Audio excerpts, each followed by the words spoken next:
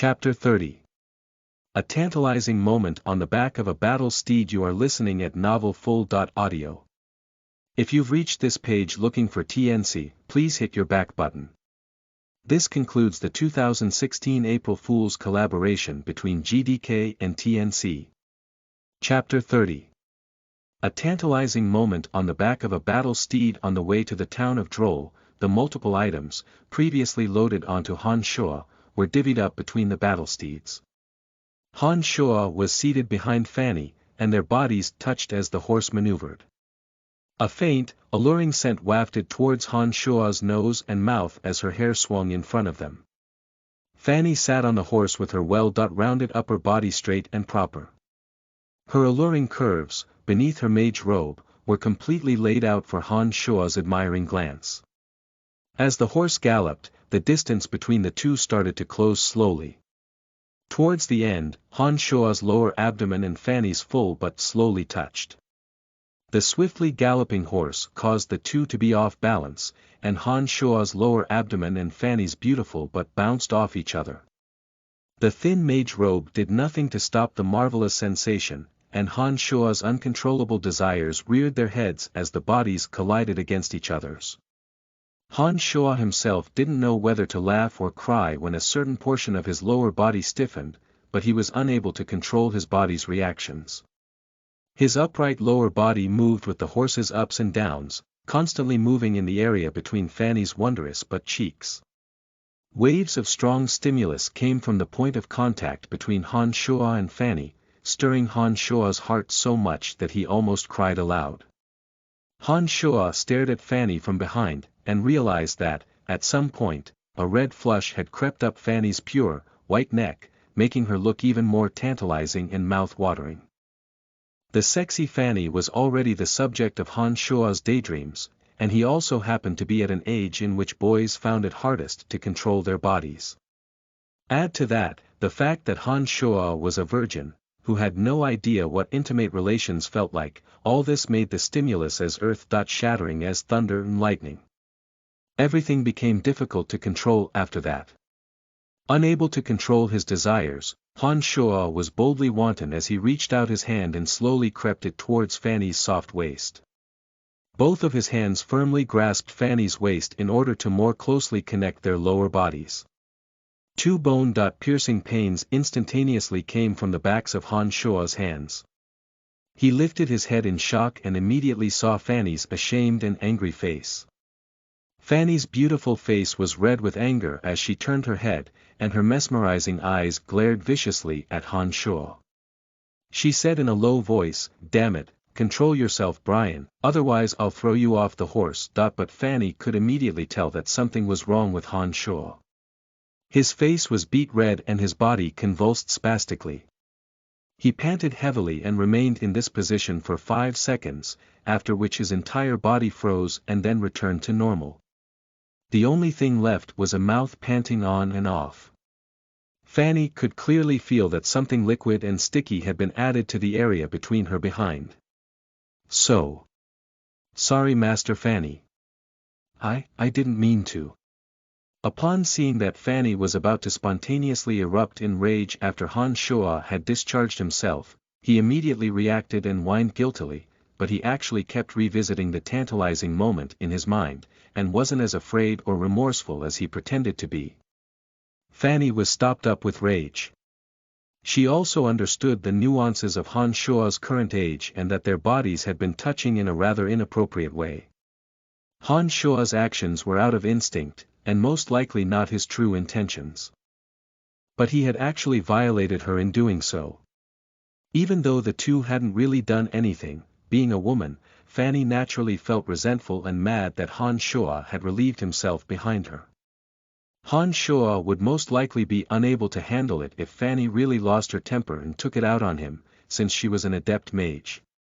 Han Shoa also had feelings for Fanny, and was truly afraid that Fanny would throw everything to the winds and beat him. He really didn't know what to do with her current mental state, and was at a loss for what to do. Just as Han Shoa was thinking random thoughts, he suddenly felt a severe pinch on the insides of his 2 thighs. He immediately ducked his head and cried out in pain, hearing Fanny's voice at the same time, "Damned Brian, I'll settle things with you later." "Master Fanny, what's going on?" "Brian, what are you going on about?" Lisa had heard Han Shua's scream up ahead and looked back in question. "No, nothing." He lost his seat for a moment and was scared out of his mind. Fanny cut in to explain before Brian had a chance to open his mouth. Silence resumed as everyone continued to hurry down the path. Half an hour later, Han Shua was amazed to discover that his lower body was standing up again. When Fanny felt the same thing, she immediately separated a short distance from the pack and reined in the battle steed, angrily demanding that Han Shua steer the horse. "Master Fanny, I really didn't mean to, and I don't know how to ride a horse." Han Shua clambered onto the horse with resignation under Fanny's angry motions and spoke with a pinched face. "Shut up and listen to me. I'll teach you how to tame a battle steed." The two had switched positions, with Han Shua in the front and Fanny in the back. Fanny, who had always been gentle and nice to Han Shua, was no longer so kindly disposed to him because of what had happened earlier and spoke angrily. Han Shua couldn't get a grasp on things under Fanny's directions at first, and the battle steed pranced around directionless. It rushed violently to and fro, braying and screaming loudly. Han Shua and Fanny's bodies were off balance, causing Fanny's full bosom to crash repeatedly into Han Shua's back. Learning how to ride a horse was the furthest thing from Han Shua's mind and he was completely distracted. After struggling for a while accompanied by Fanny's rage-filled shouts, Han Shua finally began to tame the battle steed. Fanny propped herself up with two hands on Han Shua's back, preventing her well-rounded chest from intimately touching his back again. She directed the path forward and they rushed towards Droll. When Han Shua and Fanny had arrived at Droll, the sky was dusky and night about to fall. Jean and a bunch of necromancy students were all waiting for them, anxiously staring at the road. Jean hastily walked out when Han Shua and Fanny appeared, looking at her and quickly saying, "Master Fanny, what took you so long? I thought something might have happened to you, I was so worried." "Nothing much, just that Brian wanted to try his hand at steering the battle steed halfway through. I gave him some pointers, thus the reason for the delay." Fanny had already regained her composure at this time. She smiled as she looked at the group and chuckled faintly, "Very good, everyone is accounted for. Master Jean, have we settled in at the hotel?" "That's been taken care of. We can rest as soon as we stable our horses. We can head directly to the dark forest when dawn breaks tomorrow." Fanny alighted gracefully off the horse behind Han Shua, displaying a nimble body. She stretched and frowned, "We've been sweating all day.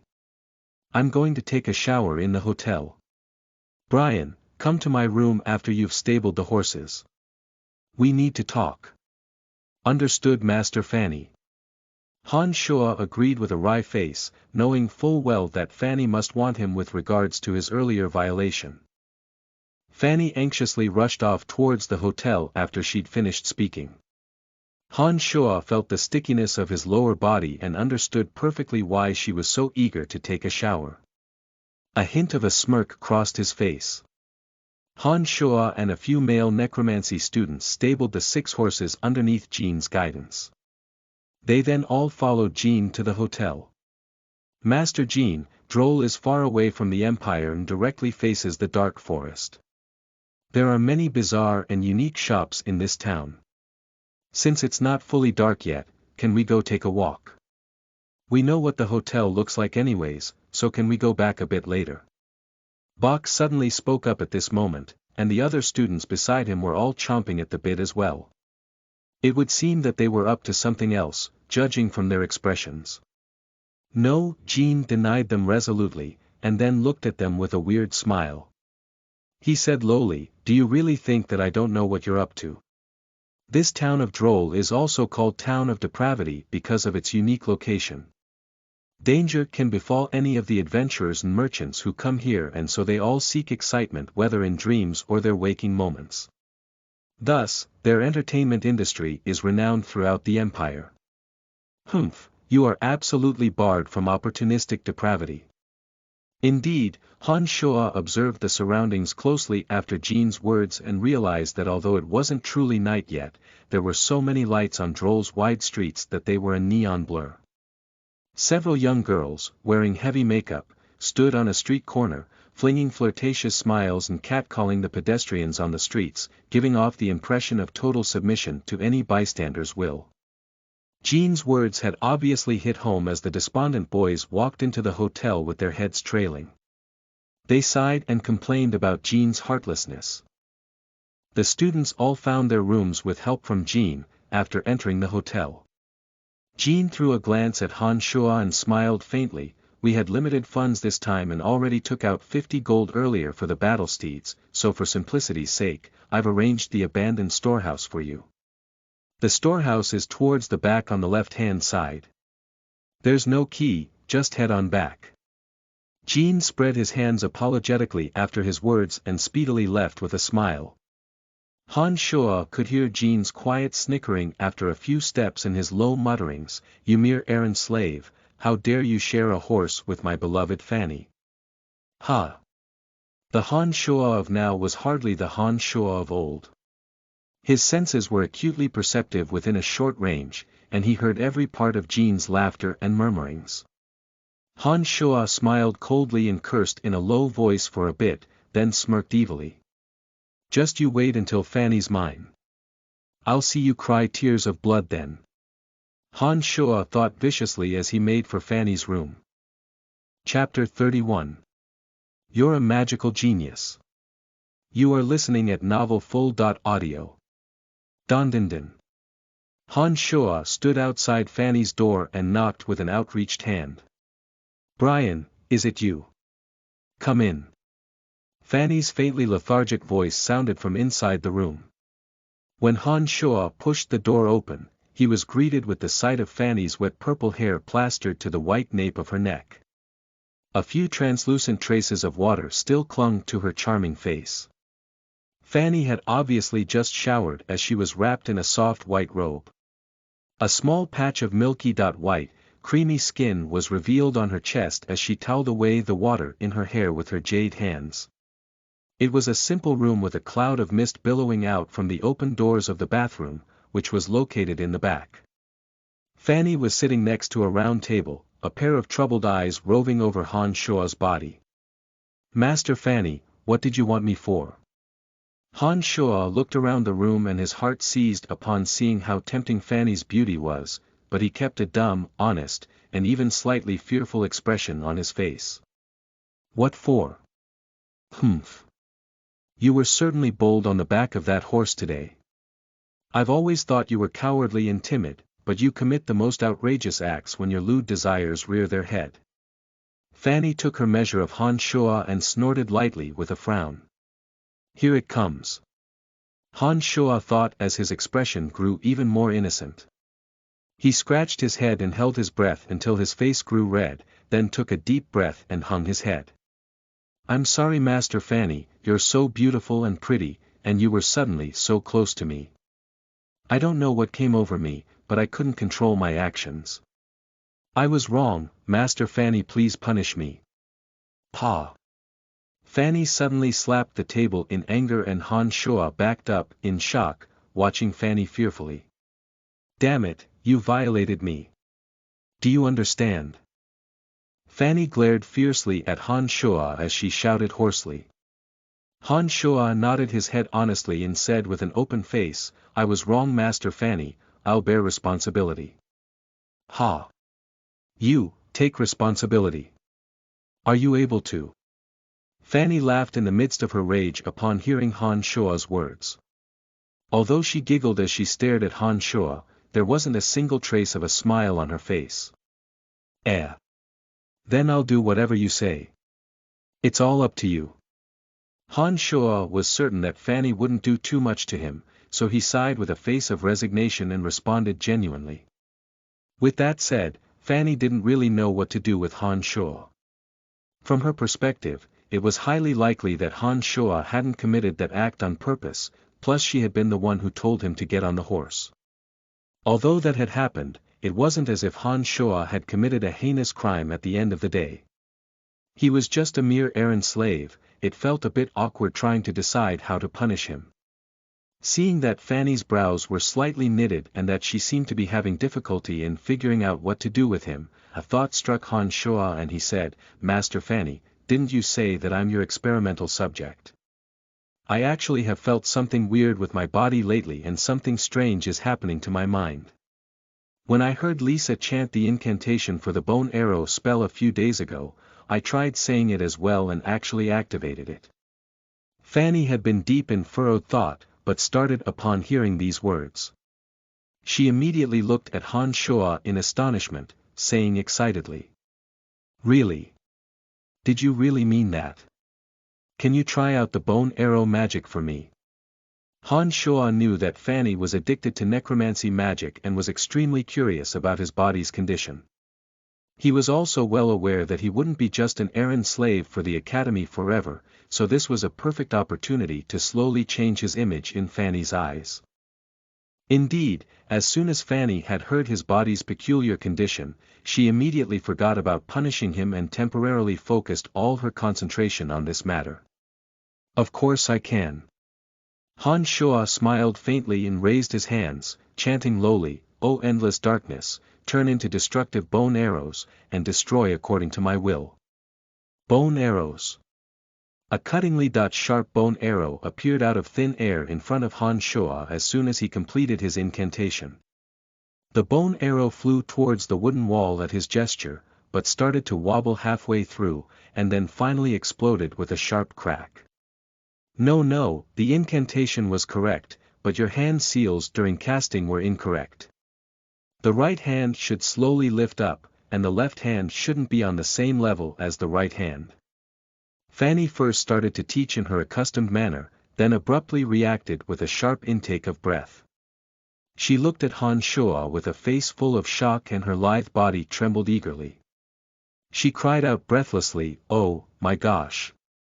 You can really cast necromancy magic." Yes. I don't know what happened either." "Oh right, Master Fanny, can you explain to me in detail the proper hand seals to cast the magic?" Han Shuo sniggered inwardly and spoke to Fanny with a look of confusion. "Of course I can." Fanny was truly excited and threw the towel in her hand to the side. Her limber legs walked rapidly to Han Shuo's side as she started explaining in detail. This, like this. Raise your hand higher, concentrate your mental strength, and don't relax even a bit. Right, that's the correct hand seal. Slow your left hand down a bit and show me again. "Oh endless darkness, turn into destructive bone arrows, and destroy according to my will, bone arrows." When the bone arrow appeared this time, its direction was correct, but it abruptly exploded into pieces again just before it reached the wooden wall. Brian, mental strength. Keep an eye on your mental strength and don't relax for even a second. You can only relax after the bone arrow has successfully struck its target, otherwise the bone arrow will explode halfway. Try again. "Oh endless darkness, turn into destructive bone arrows, and destroy according to my will, bone arrows."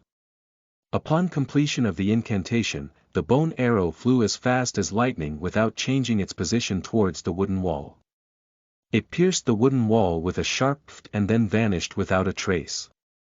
"Oh, gosh. Brian, you're a genius. You're absolutely a magical genius.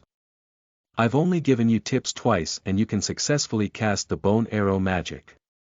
Students typically need 1 to 3 months before they can master this magic. You're so incredible." Fanny was utterly stunned by Han Shuo and capered around, exclaiming loudly. She looked very excited. "Damn it, who's randomly casting magic? It almost hit me." Brian, Master Fanny." "Brian, what are you doing in Master Fanny's room?" Lisa's startled cry suddenly came from next door as one of her eyes peered in from the hole in the wall. "Nothing much, I grabbed Brian for a bit of bone arrow practice." "Lisa, go to sleep soon, we won't be disturbing you anymore." Fanny walked hurriedly to the hole in the wall and replied charmingly. She picked up the towel that she had thrown to the ground earlier and filled in the hole before Lisa had a chance to respond. She turned and looked askance at Han Shuo, walking quickly towards him. "Stand still and don't move, let me see what's going on with your body." "All right." Han Shuo smiled, responded faintly. "I only spent 10 days to fully master the bone arrow magic. According to Fanny's words, maybe I do have some potential for practicing magic." What's that weird smell?" Fanny had walked over and was about to reach out to inspect Han Shuo's body when her refined nose wrinkled, and she asked in confusion. Han Shuo stopped in his tracks, then abruptly understood. He looked down awkwardly, saying wryly, "My room doesn't have a bathroom, so I didn't shower. That's why there's still a smell left." Fanny's beautiful face flushed red after these words and she glared violently at Han Shuo, cursing lowly, "Despicable." She then pointed to the bathroom with its doors ajar, frowning as she hurried him, "The water is still warm, wash that disgusting crap off yourself." It truly was despicable. Han Shuo could still feel a strand of sticky liquid leaking out from a slit in his lower body. Fanny's words echoed his current inclinations. It was indeed quite uncomfortable for his lower body to remain in a sticky state, so he walked merrily to the bathroom that Fanny had just occupied. A simple, crude, round tub was inside the bathroom. The water inside still gave off steam, and several pieces of Fanny's sexy lingerie was laid out on a nearby rack. It only took one glance of the small silk pieces that were as ephemeral as cicada wings, for a ball of flame to violently rise from Han Shuo's lower body. Just as Han Shuo was salivating fixedly over the lingerie that Fanny had changed out of, she abruptly rushed into the bathroom and hurriedly put away all the items of clothing in great embarrassment. When she turned and saw that Han Shuo's eyes were just about ready to spit fire, she involuntarily made a light spitting sound and spat out, "Detestable." She finally left with panicked footsteps after violently pinching Han Shuo's backside. Han Shuo peeled off his clothes and lay within the round pool, breathing in the mesmerizing scent that Fanny had left behind in the bathroom with his mouth. Luxuriating in the water that Fanny had previously used, Han Shuo felt that the perfection of moment was indescribable with words. He basically didn't want to leave. Han Shuo took a long time to wash up, and carelessly scrubbed his underwear only after Fanny had checked in a few times, finally walking out of the bathroom clutching his underwear. "It's getting late, I won't inspect your body today. Hurry and leave." Fanny acted like nothing had happened after Han Shuo had walked out and spoke dispassionately to him. Han Shuo nodded with an honest smile and happily walked towards the door. Fanny called out lightly just as Han Shuo was about to leave, "Brian." Peering back in confusion, Han Shuo scratched his head and asked dumbly, "Yes, Eddie, nothing, just that you don't seem like someone who's crazy." Fanny sized up Han Shuo and said oddly, "I don't know what happens when my head hurts, but when I'm not being affected by anything, everything is normal." Han Shuo's heart skipped a beat. He left in guilty haste after his response.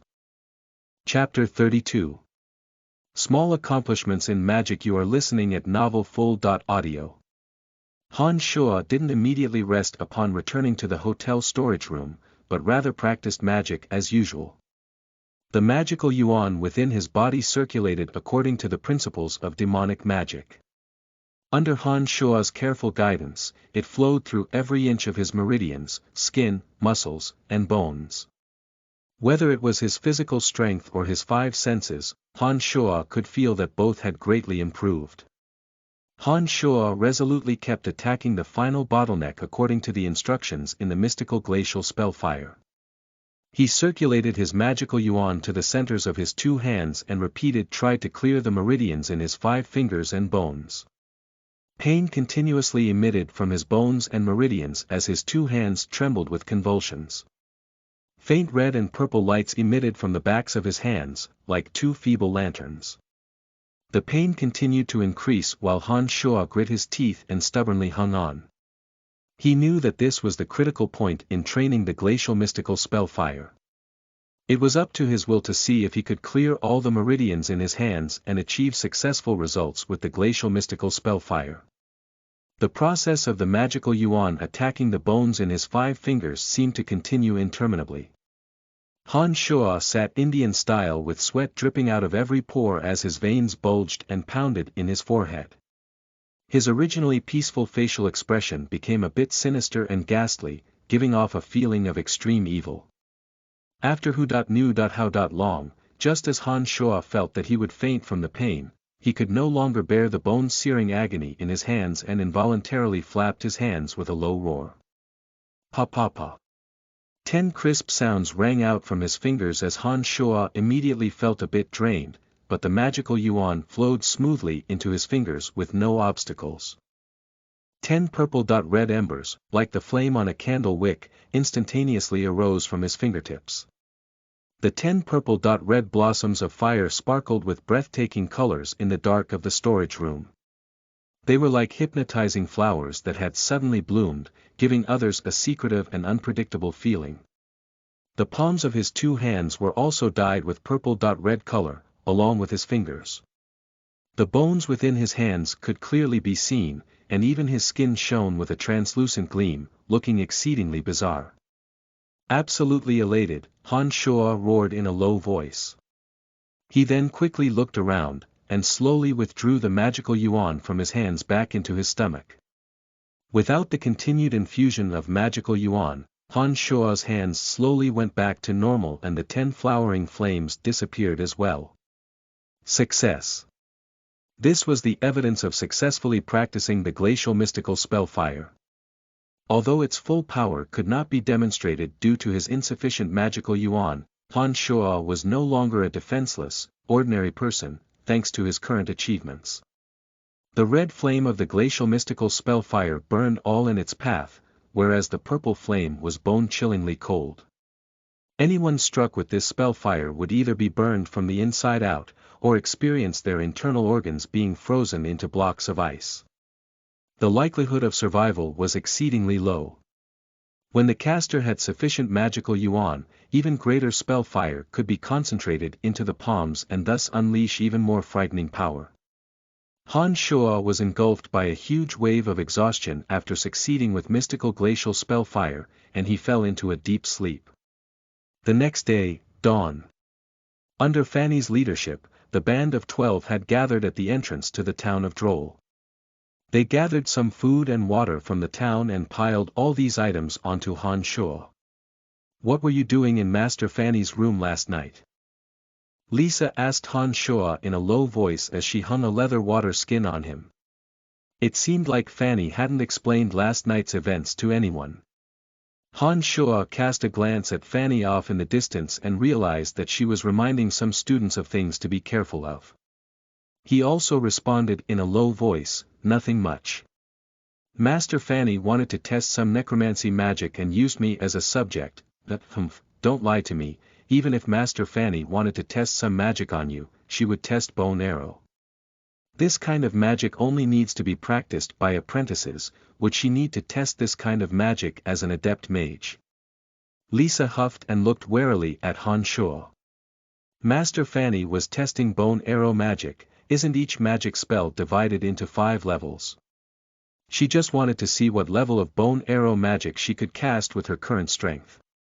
"You can ask Master Fanny if you don't believe me." Ever since Han Shuo had lied to Lisa, her attitude had indeed changed drastically towards him. But, women were just so. Even if she didn't like him, she would still treat you as her personal property when she knew that you liked her. If you developed an ambiguous relationship with anyone, she would be the first to feel uncomfortable. Lisa was the same way. Although she didn't think much of him, but once she understood Han Shuo's thought, she naturally thought that Han Shuo would like only her unto his death, and shouldn't have any goings-on with Fanny. Han Shuo had heard of this from others before, and now it seemed that there was some sense to it. "Forget it, you wouldn't dare lie to me anyways." Lisa looked at Fanny, spoke to Han Shuo in a carefree manner and then turned to leave. "Brian, let's go. The trees and shrubs grow vigorously in the dark forest and the paths are winding and uneven. We can no longer ride horses and can only proceed on foot. You have too many resources on you and cannot be pulled down. There are many vicious magical creatures within the dark forest. It would be tragic if you were pulled down and killed by them. Fanny looked at Han Shuo from afar and called out. Fanny's attitude towards Han Shuo had subconsciously changed after yesterday's events.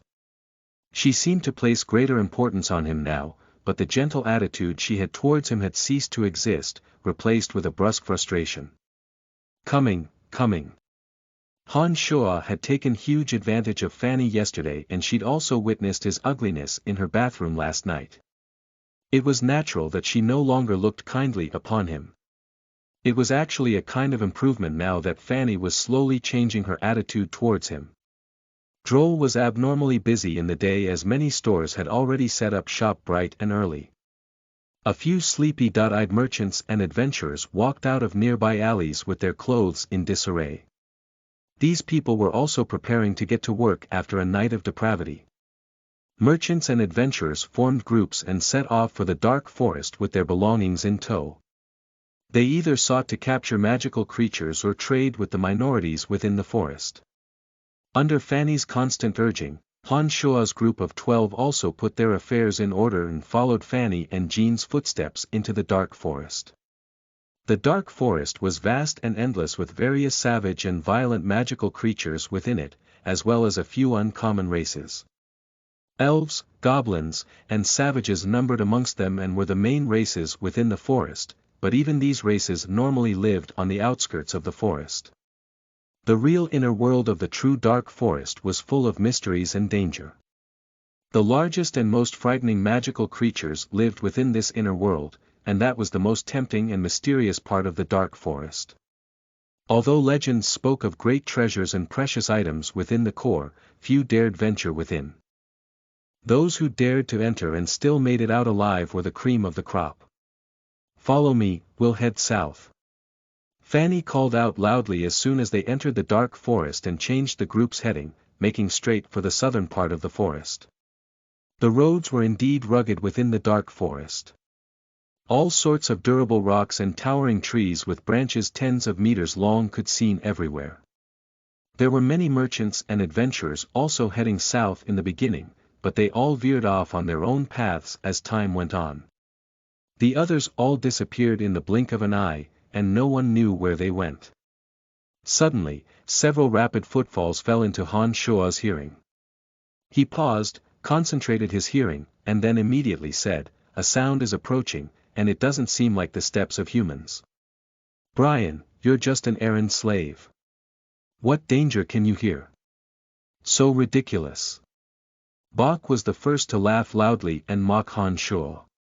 Ever since Han Shuo had started training his magical yuan, his 5 senses had become a lot more perceptive than before. Besides, he was confident with his hearing to begin with. It was impossible for humans to emit the fast approaching light taps, and there seemed to be more than one. Han Shuo had only spoken up because he understood from Fanny and everyone else the dangers of the dark forest, but seeing that no one paid any attention to him after his words, Han Shuo refrained from speaking up further. The group continued to slowly walk south, but Fanny first frowned, and then exclaimed in surprise after 2 minutes. She said in her sweet voice, "There are indeed magical creatures approaching. Everyone put down your things and prepare to fight. Since we're still in the outskirts of the dark forest, the creatures shouldn't be terribly strong. No need to worry everyone." The students started, then looked at Han Shuo oddly after Fanny spoke. They hurriedly relieved themselves of their packs and formed a circular defensive position. Chapter 33. A small magic trial. You are listening at novelfull.audio. Suddenly, 5 cat-like shapes rushed in from around them, but the shapes had 3 heads, a spiky tail, and yellow light dancing within its eyes. Not to worry, these are just barbed tail cats. Everyone hurry and attack. Show me the results of your magic training. Fanny breathed a sigh of relief upon seeing the magical creatures.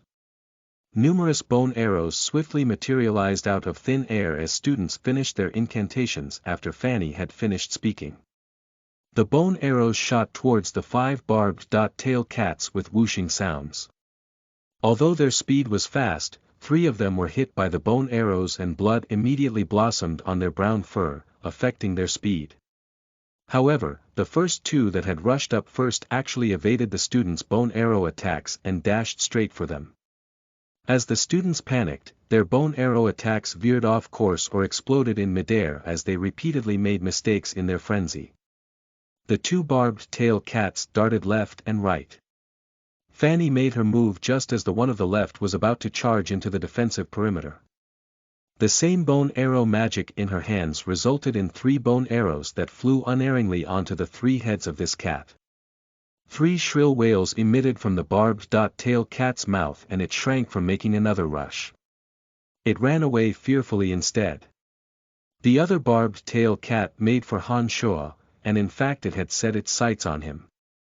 In the other students' panic, their bone arrow magic continued to be riddled with mistakes and didn't slow down the cat at all. Jean was only concerned with Fanny's side and in the heat of the moment forgot about the threat on the right. He only reacted after Fanny had fought off the barbed-tail cat, but it was already a bit too late. The cat had directly charged to in front of Han Shuo, and its 3-fanged cat heads along with razor-sharp claws went directly for him. "Brian, be careful." Fanny and Lisa both screamed in fright. Han Shuo's face stayed calm and didn't panic as he saw the barbed-tail cat bearing down on him. A cold curve even played at the corners of his lips. Han Shuo suddenly snaked out a hand like lightning when the barbed-tail cat's claws were in front of his face. His left arm swung violently, and the durable wooden sticks intended to be a tent structure that were tied to his arm caught the barbed-tailed cat's sharp claws. His right hand immediately thrust it out, and the others seemed to see a bright red line drawn through the air. Han Shuo's right hand landed on the cat's lower abdomen, paused for a second, and was then retracted. Jean's bone arrow support also arrived at the same time, and 2 arrows tardily shot towards the barbed-tail cat. 3 ghastly wails sounded out from the 3 heads as it fell listlessly to the ground with an audible thud, where it then laid unmoving. The 4 already injured barbed-tail cats were spooked by the fall of this cat and they cried wildly as they hurriedly retreated, vanishing without a trace in the blink of an eye. Master Jean's bone arrows are so strong, they killed this barbed-tail cat in a flash. The bone arrows that we and Master Fanny shot towards our cats only injured them and weren't nearly as powerful. Amy gave a soft exclamation and looked at Jean in surprise. The others also thought it was odd after Amy's words, and even Fanny gazed at Jean in astonishment. She said with a perplexed look, "Bone arrow is just a basic attack magic. You were able to immediately kill a barbed-tail cat with this magic. This is truly amazing." Jean's expression was a bit strange in the beginning, as if he was also befuddled as well, but after Fanny's words, he immediately displayed a very confident smile, and nodded faintly at everyone as if he too was paying respects to the power of his attack magic. "Brian, when you slashed at the cat with your right hand just now, why did I seem to see a red line slash through the air? What's going on? Although Master Jean killed the barbed-tail cat, it seemed to have been you who made it off balance, right?" Lisa had been paying attention to Han Shuo and thought briefly, thinking it was a bit odd. Heh, don't think nonsense, Lisa. Brian merely hit the cat once, but his hit didn't have much effect. What harm could he bring to the barbed-tail cat with his errand slave strength? Bok flicked a disdainful glance at Han Shuo and said in a voice heavy with sarcasm. Han Shuo smiled dumbly and didn't say much, but the other students, having seen the same sight, also looked at Han Shuo with some confusion. They all soon decided that Han Shuo hadn't had any effect, and it was Jean who had killed the cat. After all, to them, Han Shuo was just an errand slave that they could bully at their leisure. How could an errand slave have such strength and ways? All right, let's get out of here. The barbed-tailed cat is a magical creature that picks on the weak and fears the strong, but this type of creature is a pack animal and would cause some trouble for us if they came back with reinforcements. These low-level magical creatures have no magical cores, and their skin isn't worth much. Ignore them and let's leave. Fanny didn't pay much attention to Jean after that initial moment of astonishment as she urged everyone to pick up their dropped belongings and hurry on their way. This caused great disappointment for Jean as he thought that Fanny would definitely see him in a different light. The group of 12 repacked their belongings under Fanny's cries and continued southbound. Han Shuo trailed the pack and wore a bizarre smile before he left. He'd peeked at the 2 wounds caused by Jean's arrows and could smell a burnt smell already emitting from them. Its flesh could be glimpsed from the wounds, and he could see that it was already a charred, burnt mess. This barbed-tail cat's death was due to the red spellfire of Han Shuo's mystical glacial spellfire and had nothing to do with Jean. He looked at his right hand and circulated his magical yuan. A bright red spell flame abruptly erupted from his middle finger. Han Shuo breathed a sigh of appreciation for the power of the mystical glacial spellfire as he admired the flame, finally chuckling to himself before catching up to the others. Night. Bright moonlight filtered through the dense tree branches and leaves to scatter on all corners of the dark forest. A few unknown bugs serenaded the night, bringing some joyful sounds to the otherwise peaceful forest. A bonfire burned bright red, warming the chilly night air. Han Shuo picked up a few branches with fresh meat draped over them and continuously turned them over the blazing flame. Delicious meat scents began to waft out into student noses after he applied some spices onto the pieces of meat. It smells so good. Brian, how do you know how to do this?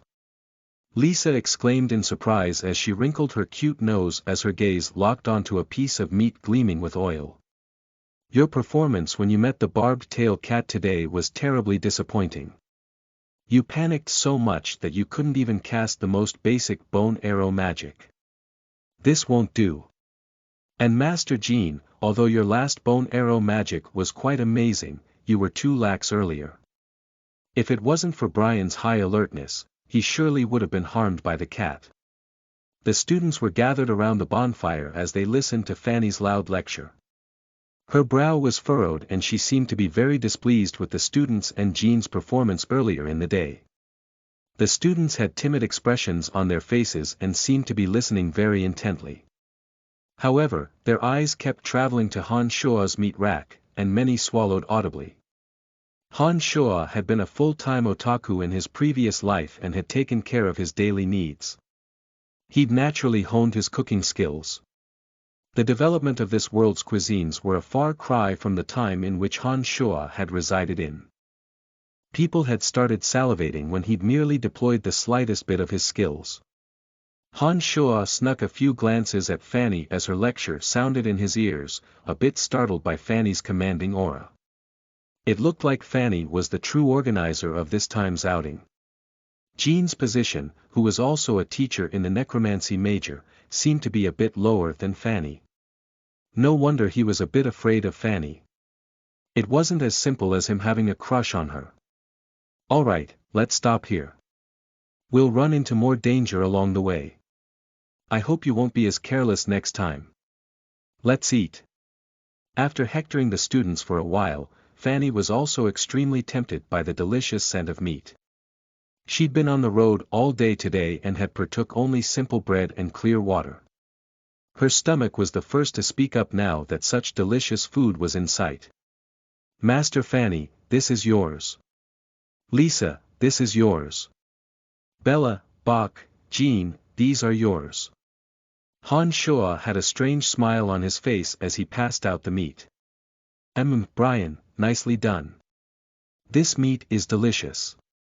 Fanny licked her lips after eating a piece and kept forth a steady stream of compliments. Han Shuo's heart lurched at the sight of this arousing scene. Not bad that it's actually really good. Brian does have some skill. Lisa was also smiling happily and she devoured half her meat in the blink of an eye. What kind of meat is this? This is disgusting. It's not fully cooked yet. EW. This is gross. There's no flavor to this. Damned Brian, you did this on purpose. This meat is still raw. Bach, Jean and Bella, as well as some others with grudges against Han Shuo, cursed repeatedly after taking a few bites. Han Shuo smiled honestly with an innocent face. Maybe a few pieces really weren't ready yet.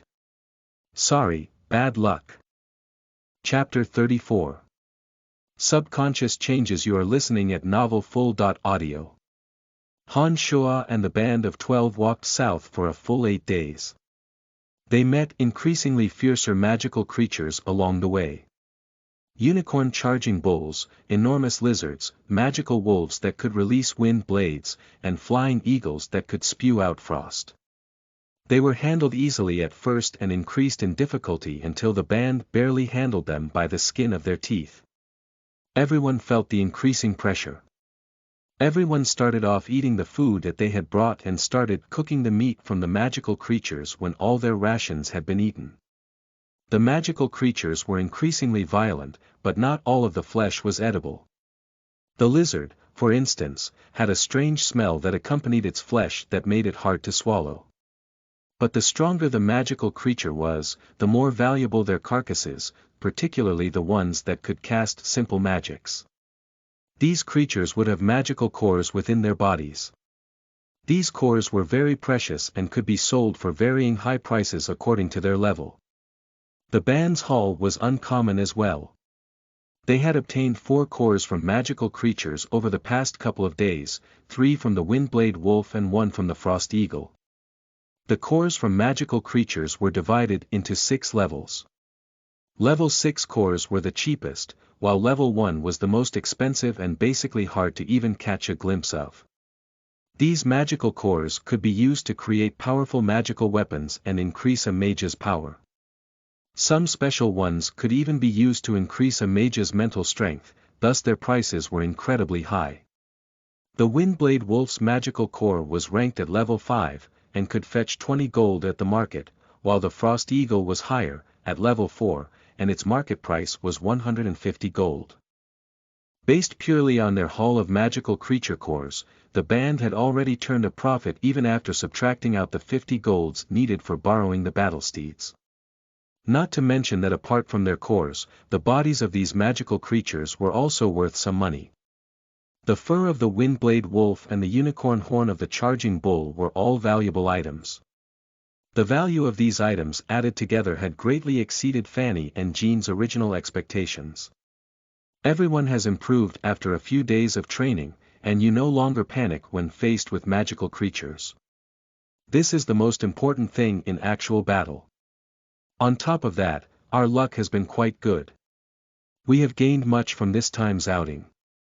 We will allocate the profits out to everyone after we return to the academy and sell these items. Fanny was in a good mood and she wore a satisfied smile on her face when she spoke softly to the students. Han Shuo had been coldly observing everything along the way. The unskilled students had gone from panicking when faced with magical creatures to handling them with indifference. Han Shuo had seen it all clearly. Han Shuo's 5 senses were much sharper than anyone else's due to training his magical yuan. His early warnings had accomplished much in the later days, but no one could understand why Han Shuo had such perceptive senses. Fanny had even thoroughly checked Han Shuo's body over the past few days, but had turned up empty-handed each time. Fanny was perplexed, but could think of no better way. She could only say that she would employ the school's magical facilities to give Han Shuo a thorough once-over after they'd returned to the academy. After several days of early warnings and cooking mouth-watering meat, Han Shuo's status had subconsciously risen a few grades in this time's outing. Other than Bach, Bella, and others who continued to be extremely unfriendly towards Han Shuo because of their continued bad luck in always getting a piece of disgusting food, the other students no longer ordered Han Shuo around. Some of the students, who were more particular about their food, had even tried becoming more friendly with Han Shuo in hopes of obtaining better food. "Master Fanny, when can we reach that cemetery of death?" Lisa immediately asked after hearing Fanny's words. Fanny's brow creased upon hearing this question and she became silent. She sighed gently after a while. "I've only heard that the cemetery of death was once discovered in the deep south of the dark forest, but I'm not too certain of its exact location. Our main purpose in traveling to the dark forest this time was to teach you the correct method of deploying necromancy magic when faced with danger. Based on our current results, you have all reached this standard. I don't know the exact whereabouts of the Cemetery of Death. You might have noticed by now that the magical creatures we are facing are becoming stronger and stronger. If it weren't for the pre-warnings that Brian had been issuing the past couple of days, I think some people would have already gotten injured, but even so, we only made it through by the skin of our teeth when we met that frost eagle yesterday. I'm worried that some amongst us will not only be hurt, but some may even die if we continue further. Therefore, I think it's time that we head back. The students were a bit dumbfounded by Fanny's words, while Jean nodded and spoke, indeed. We're just out here for training. The location of the Cemetery of Death is uncertain, and we don't even know if it truly exists. It's normal for us not to find it. Everyone had personally experienced the situation yesterday. If we continue south, I feel that everyone's lives will be in danger. This time's outing has already reaped rich rewards, so there is no need for taking further risks. The two teachers had thus spoken. A few of the more cowardly students thought back to the events of the past 2 days and all nodded their heads in agreement. All right, then let's go back to the academy. The dangers are becoming worse. Bach, you coward. How else can rewards be gained if not through risk? If it weren't for yesterday's danger, how could we have gotten that Frost Eagle's core? We should continue further south, perhaps we'd obtain even more valuable items. This way, the other majors won't look down on our necromancy major when we go back to the academy. Lisa glared at Bach with a contemptuous look, and tilted her head back with sarcasm. She then cast a glance at Han Shuo, who was cooking meat on the side with an indifferent expression. Brian, wouldn't you agree? Ordinarily, no one paid any attention to Han Shuo, but after his performance over the past couple of days, incredibly enough, the students all stared at Han Shuo after Lisa had spoken. Even Fanny and Jean were the same, as if Han Shuo's decision was quite important. Han Shuo was involuntarily speechless. He paused, and then smiled honestly. Taking risks is a given. People haven't been hurt yet. Why don't we continue? Who knows, maybe we'll gain even more rewards. Fanny gazed at Han Shuo strangely, grew quiet for a moment, and then surprisingly nodded her head. All right, since this is the case, then let's continue until someone is hurt. Once that happens, we'll return on our original path. Come everyone, it's time to eat. Han Shuo laughed lightly and called out. Fanny and Lisa then hurtled forward merrily, dropping their manners as they accepted the 2 largest pieces of meat that Han Shuo handed over. In the deep of the night, the cool moonlight spilled over the dark forest. A few students were already fast asleep in a few crude tents, while some others struggled against their sleepiness and took up the grave task of standing guard. Han Shuo slipped away soundlessly by himself, slowly moving away from the students' tents and creeped through the shadows of the towering trees. Han Shuo's not terribly strong body could be seen through the cracks between the shadows of the trees. He was as fast and agile as a cheetah, abruptly changing direction with ease as he wove through the trees. He had traveled far away from Fanny and Ko's tents in the blink of an eye and continued south. After a while, Han Shuo's body suddenly stopped as he spread his 2 palms upwards and chanted the words to summon a skeletal warrior. Souls of the fallen soldiers, heed the Dark Herald's call and reveal your existence. A skinny, inky-black little skeleton wielding a bone dagger abruptly materialized as soon as the incantation was complete. The little skeleton's body was even more dense and darker than before, completely becoming one with the color of the night. It was like an elf of the darkness. The little skeleton continuously sprang off its feet to follow Han Shuo's high-speed dash, but its bones no longer creaked with sound. The 7 bone spurs flapped on its back, allowing the little skeleton to speed through the air, like it was hang gliding, as it wove through the forest side by side with Han Shuo. Two wind-blade wolves suddenly appeared in front of the man and skeleton duo. The two wind-blade wolves were devouring the carcass of a magical creature in the shape of a wild pig. One of them seemed to feel the disturbance in the air as its sharp ears suddenly stood up and its green eyes darted to and fro. A bone dagger shimmering with a cold, sharp light materialized out of the night. The bone dagger carved a marvelous curve through the thin air and suddenly stabbed towards the wolf, that had been on high alert. At the same time, a nimble figure suddenly rushed out from the trees of the dark forest and made for the other wind-blade wolf. A faint, purple light suddenly flashed in the darkened sky, appearing all the more beautiful and fey.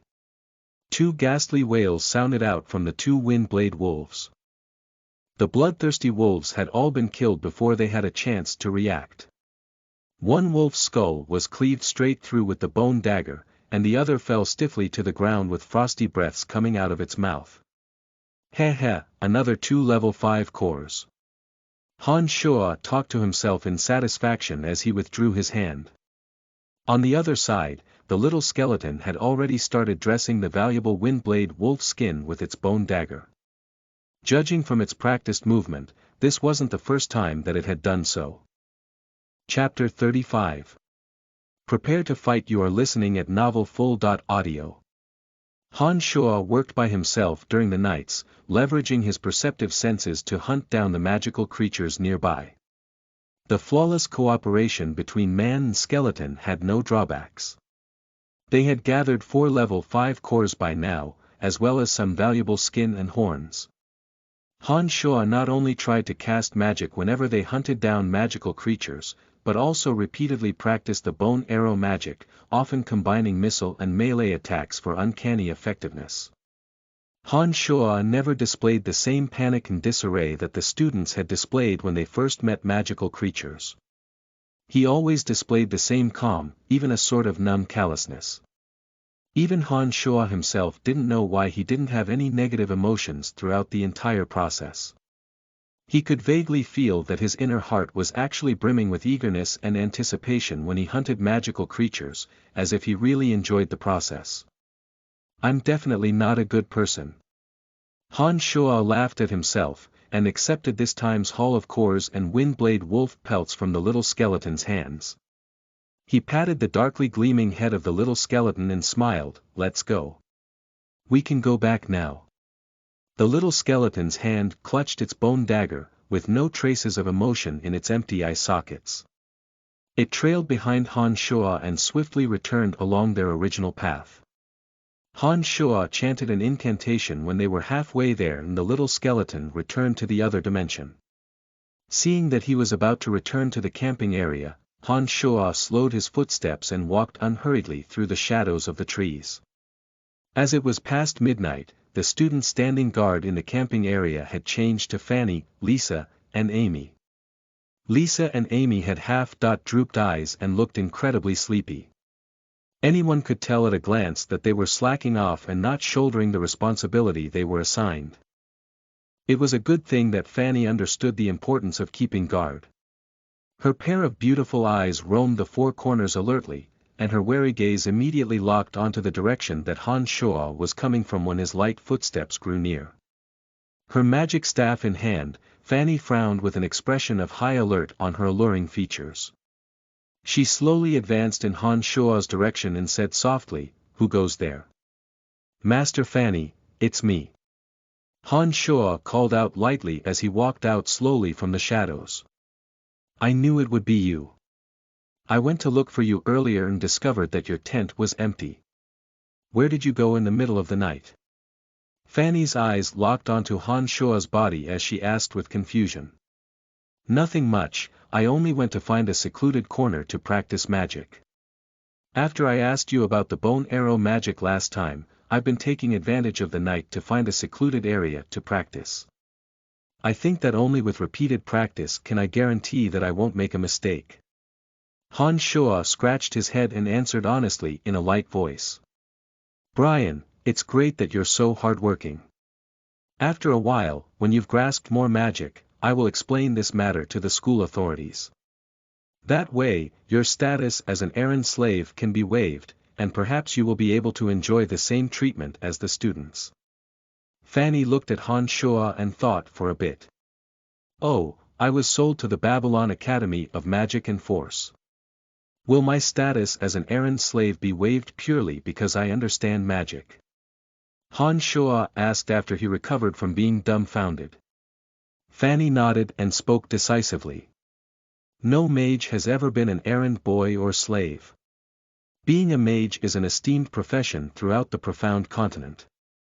Even if our necromancy major is unpopular, if you can prove that you truly understand magic, then your status will change, and you'll never have to be the slave that runs errands. I see, that's wonderful. I actually have a lot more questions that I hope Master Fanny will be able to answer for me. I will do my best to improve myself and become an adequate mage. Han Shuo's thoughts raced as he suddenly recalled the many unanswered questions he had from the magic books he had read previously, and wanted to make the best use of this opportunity to get them answered. No problem, you can ask me any necromancy questions you have in the future. I will help you. Although you're a bit lascivious right now, I'm certain that you're a magical genius and will help you escape your current position. Fanny smiled faintly and responded in her gentle voice. Han Shuo smiled honestly, as if he hadn't heard Fanny accuse him of being too carnal. He contemplated briefly and started asking Fanny a few questions regarding magical knowledge. After a brief moment, Fanny gave a great start of surprise and gazed at Han Shuo in shock. Oh, goodness, Brian, you already have so much magical knowledge. That's amazing. I gained this magical knowledge from reading the magical books in the library last time I helped Jack clean the library. Ever since I discovered that I could cast the bone arrow magic, I started to investigate the reason why. Han Shuo lied smoothly, and in fact spoke with a slightly embarrassed expression. Brian, I really wasn't wrong about you. You really are a magical genius. Fanny exclaimed in astonishment again upon hearing Han Shuo's explanation. At this moment, the sound of footsteps fell into Han Shuo's ears again. His face grew grave as he hastily spoke, a sound is approaching, but it doesn't sound like a magical creature. Rather, it sounds more like a human. Fanny's beautiful features changed slightly after Han Shuo's words, and she pulled on his arms in panic. They ran straight for the tents. There are many races within the dark forest, but not all of them are friendly. Even some who are humans like us will sometimes kill for a high-level magical creature core. We should be ready. Fanny's slender fingers clutched Han Shuo's wrist in her hurry. She had no particular thoughts about it, but Han Shuo's mind had already been filled with sinister intentions. His mind started falling head over heels when the feeling of the smooth fingers of her jade hand crossed his wrist, and his mind suddenly recalled the tantalizing moment on the back of a battle steed a few days ago. Everyone up. Lisa and Amy, get everyone up and ready for battle. Possible danger approaches. Fanny's words jolted the dozing Lisa and Amy awake. The two could detect the arrival of danger in Fanny's frantic tone, and they started raising a ruckus to warn those in the tents. In the blink of an eye, many students who had been sound asleep in the tents all rushed out with their clothes in disarray and still half asleep. They began urgent preparations for battle. Fanny unintentionally glanced at Han Shuo at this moment and found that Han Shuo was smiling happily at the hand that was clutching his wrist. An expression of enjoyment could be found on his face. Incensed, Fanny let go only after she gave Han Shuo a sharp pinch with her jade hand. She spoke angrily in a low voice, "Damn it, Brian, I find that you're as lecherous as Fitch." Han Shuo cried out in pain and wore an awkward smile on his face. He thought internally, I wonder what would Fanny think if she knew that I was the one who touched her but last time. Several heavy footfalls gradually approached and fell into everyone's hearing in the mess of the students getting ready. Han Shuo had started to calm down after Fanny's pinch, and the previous lustful gleam in his eyes faded without a trace, to be replaced by a deep coldness. It was as if he was a bystander coldly observing everything around him. Heavy footsteps accompanied by weird, airy sounds continued to approach the crew. Jean frowned and asked, perplexed, such heavy footsteps shouldn't belong to humans, but two-legged magical creatures are exceedingly rare. What could they be? Fanny furrowed her brow in deep thought as her beautiful eyes suddenly brightened with understanding. She suddenly called out, everyone hurry and summon skeletal warriors to the front, we seem to have run into the man-eating monsters in the dark forest. Everyone was gobsmacked and the words, man-eating monsters, crossed Fanny's lips.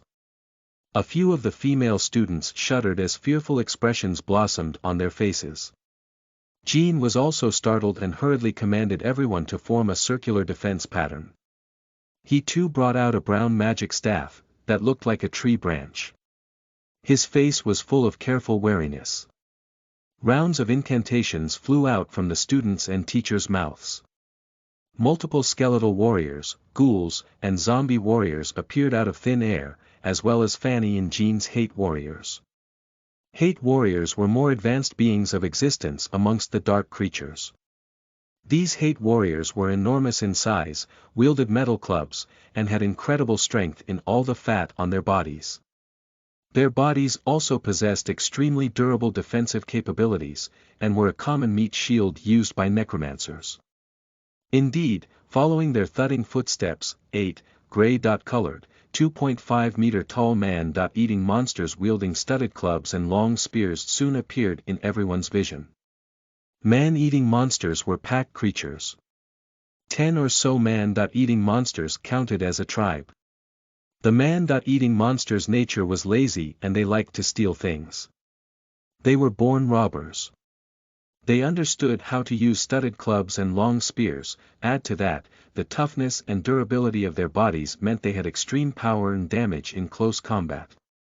However, what frightened people most wasn't the strength of the man-eating monsters, but their habits. Man-eating monsters were labeled thus because they ate humans. If they met humans in the course of a robbery, not only would they steal everything, but they would carry off the human for food. Han Shua and company had formed a defensive field, with the skeletal warriors, ghouls, zombie warriors, and hate warriors forming an outer defensive perimeter. A few necromancers readied their offensive missile spells and watched the approaching man-eating monsters gravely. Prepare to fight. Fanny called out. Her staff had already been raised up. Chapter 36. The calm of an errand boy. You are listening at novelfull.audio. The man-eating monsters made weird sounds with their mouths as they moved. They abruptly started running towards the band when the strongest and tallest man-eating monster pointed at them with its club.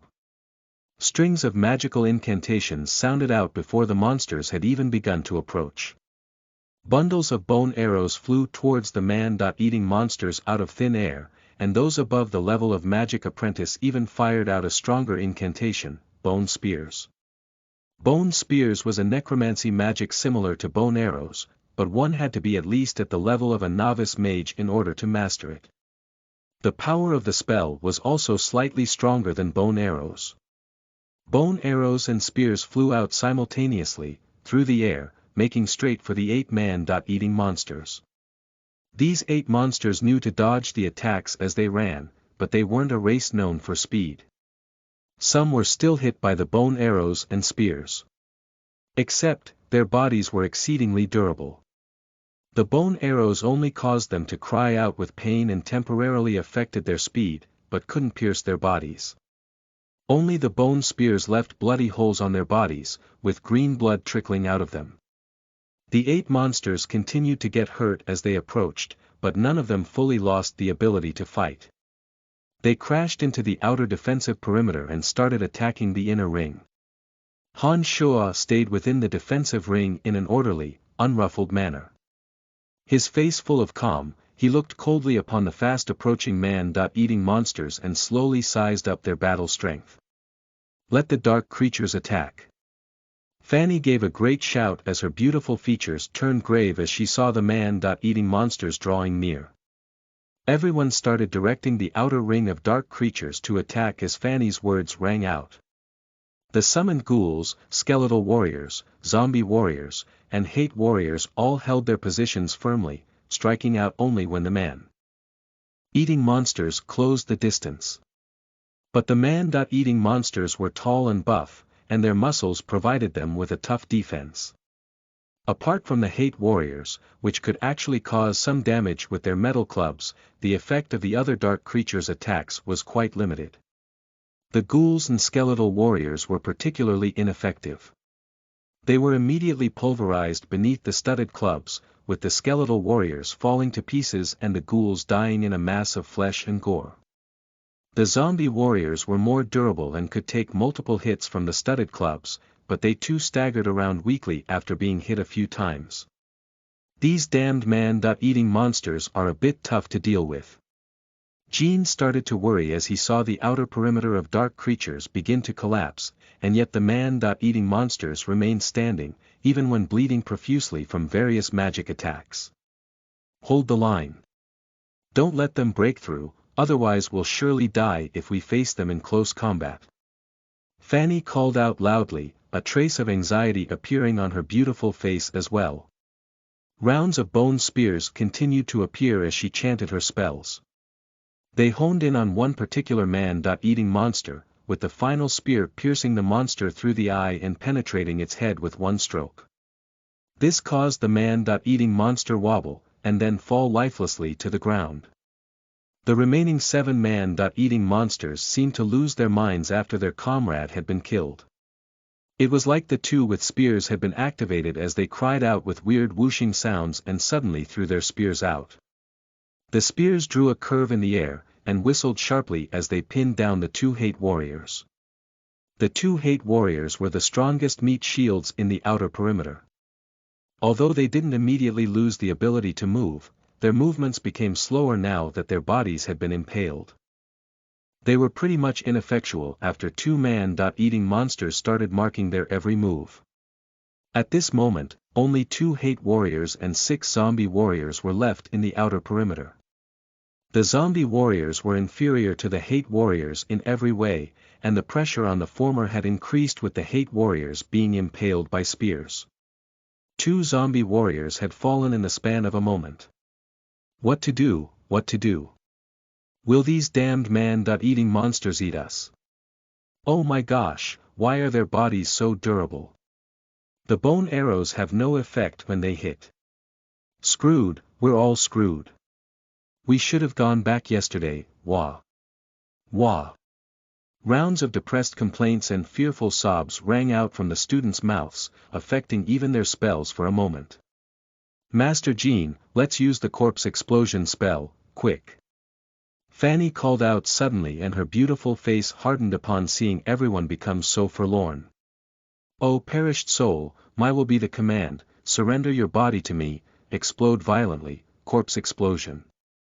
Fanny and Jean both chanted at the same time, and Fanny pointed at the man-eating monster that she'd previously speared when it was done. Jean pointed at another fallen zombie warrior. 2 violent explosions suddenly erupted from the man-eating monster and zombie warriors' bodies. The 4 injured man-eating monsters next to them, including 2 zombie warriors, who were fighting against them, were all affected as they flew forcefully through the air. The 4 man-eating monsters were blasted apart with loud sounds along with the 2 zombie warriors. They all lay still and unmoving, obviously completely done for. Han Shua's eyes shone brightly as he fixed them on Fanny. He was quite gobsmacked by the corpse explosion magic. He had seen clearly just now that the exploded man-eating monster's body had abruptly lit up after Fanny had finished her incantation, to be followed by a frightening force. Of the 4 man-eating monsters, who had been blasted apart, 3 of them had died underneath Fanny's magic. Han Shua had previously only heard a bit regarding corpse explosion magic. He understood that only adept mages could cast it, and that explosions would vary according to the mage's strength. Fanny's corpse explosion magic had been noticeably stronger than Jean's. This may have had something to do with Fanny's magic and using man-eating monsters as fodder. However, it seemed that the corpse explosion spell significantly drained their mental strength. Fanny and Jean's faces were both pale after casting the spell and they panted heavily. Up until now, of the original 8 man-eating monsters, Fanny had killed one with a bone spear, and 4 more had been killed with the corpse explosion spells. Although the 2 hate warriors had been impaled by the man-eating monster's spears, they continued to hold their ground and resolutely tied up 2 more man-eating monsters. Only the strongest and tallest man-eating monster hadn't been unduly affected. It wielded a studded club and sprinted over like mad, making weird noises and even yelling simple phrases like, I will kill you. We've just used the corpse explosion spell and pretty much drained our mental strength. We'll be unable to use any other high-level magic for a while. Everyone run. Jean's face grew panicked and he yelled quickly. Fanny glanced around and urged, everyone hurry and leave. Don't get caught by these monsters. Everyone panicked even more after these words from Fanny and Jean. The resources on the side were all forgotten as they all frantically tried to distance themselves from the studded club-wielding, quickly sprinting man-eating monster. Except, although the man-eating monster's speed wasn't too fast, it was still faster than the students, particularly as the latter sometimes tripped over the skeletal warrior remains as they panicked.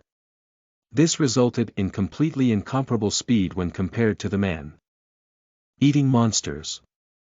Fanny's thoughts were with the students as she urged them to leave and hung back herself. The tall man-eating monster, who remembered that it was Fanny who had cast the corpse explosion spell and blown 3 monsters to pieces, chased after her without a second thought upon seeing that she had fallen behind. Its club was raised high and crashed down towards Fanny. Master Fanny, be careful. Watch out. Fanny, behind you. Lisa, Jean, and several others all cried out in shock and fright as they saw the club descend towards Fanny from behind. Fanny turned upon hearing the others' cries and discovered that the studded club was falling straight at her. The sharp points of the studs sparkled with cold light, and the accompanying whooshing sound gave testament to the strength behind this blow. Her enchanting face was starkly white without a trace of color, and her beautiful legs were suddenly without strength. A feeling of mournful helplessness rose within her eyes as the studded club grew larger in her vision. Clang!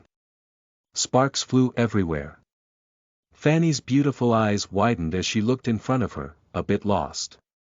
2 studded clubs had appeared in front of her at some unknown time, and the 2 had collided together. The sharp studs had already been flattened at the point of contact, which still emitted some metallic sparks. She followed her gaze down the opposing studded club and suddenly discovered that Han Shoa had appeared on her left. Both of his hands were tightly grasping the studded club that was completely disproportionate to his body.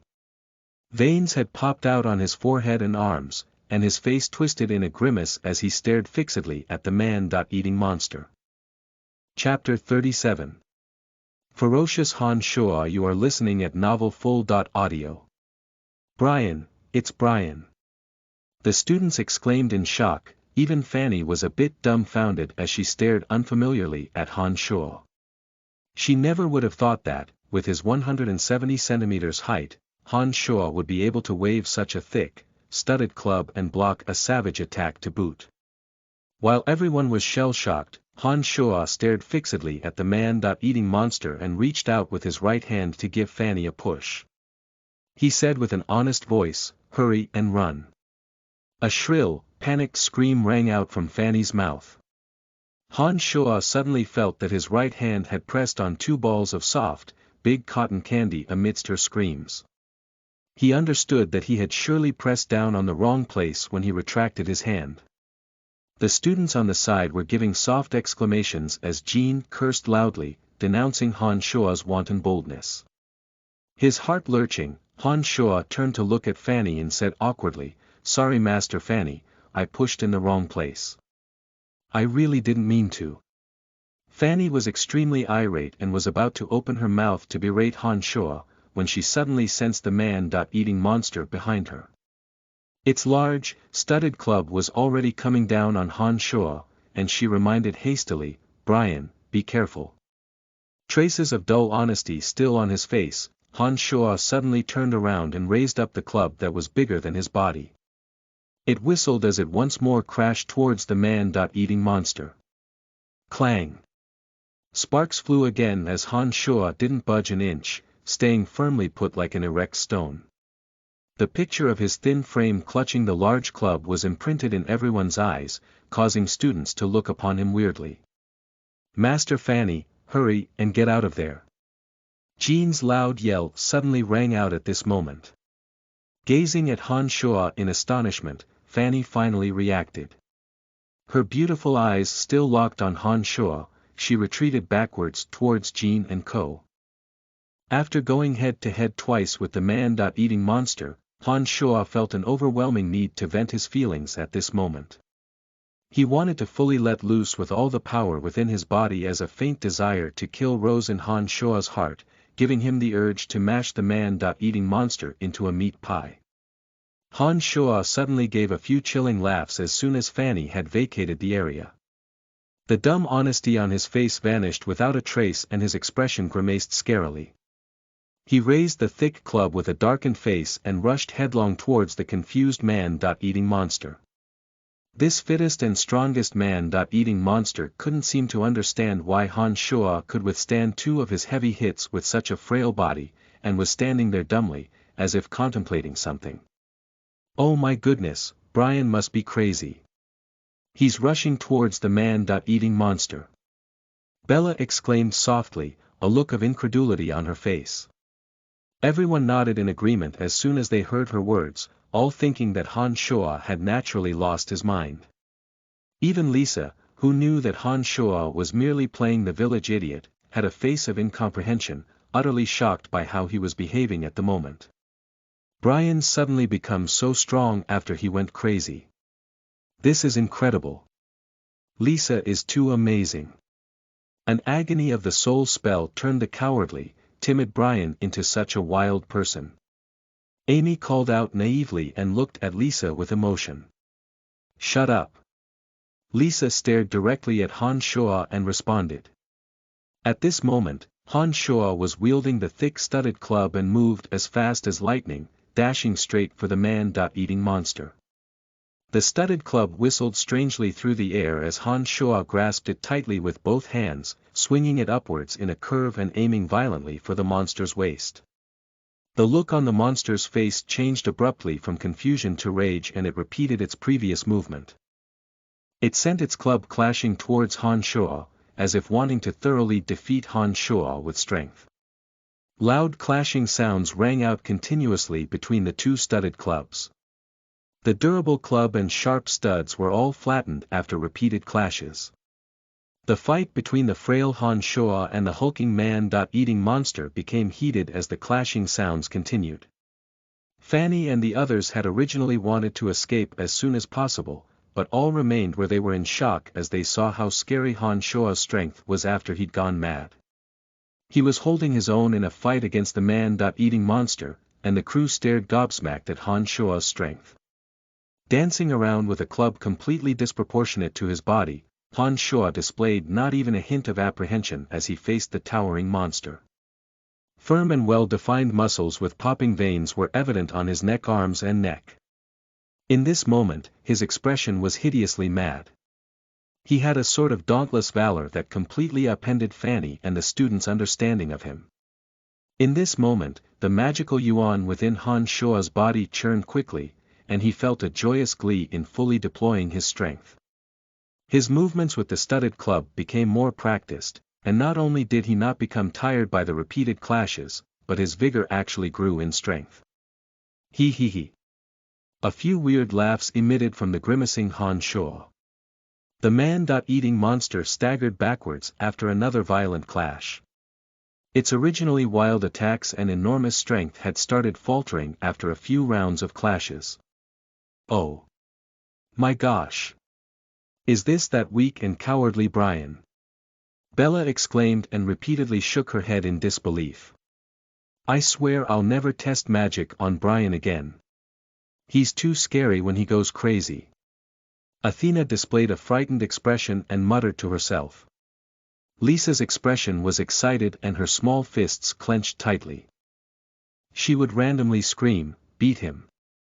Bach and others with a grudge against Han Shoa all displayed fearful expressions after exchanging looks. They looked upon Han Shoa with a bit of fear. Hee. You won't get away.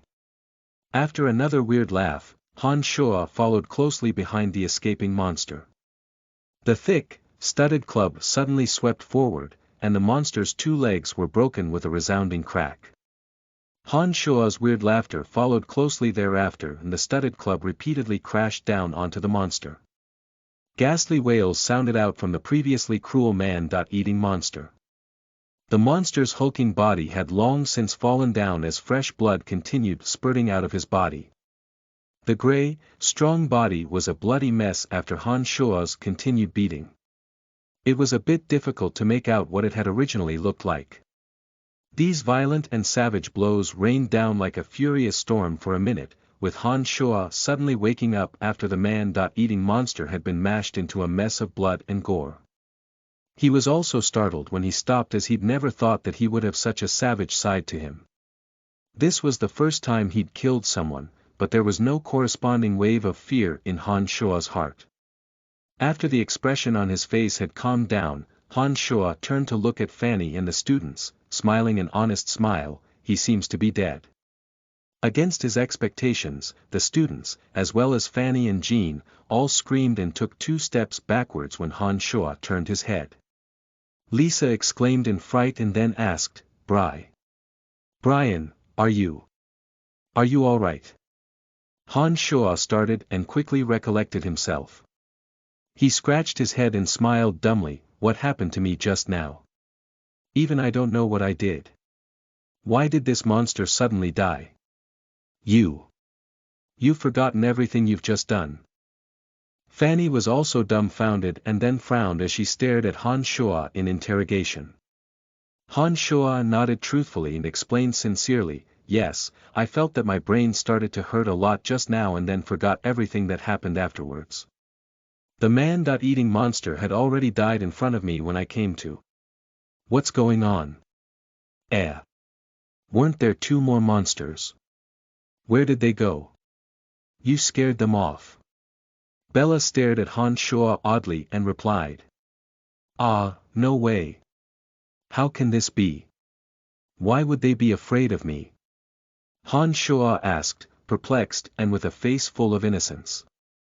Brian, you become so scary after you lose your mind, like you're someone else. Even we were a bit afraid, not to mention the man-eating monsters. Good thing you're all right now.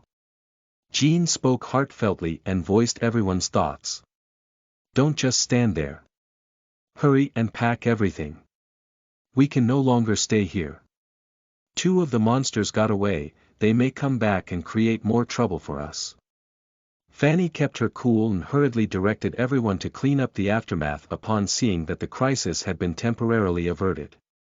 Everyone returned to their original places after Fanny's orders and picked up the resources strewn all over the ground. The students had become more mature after this life and death experience.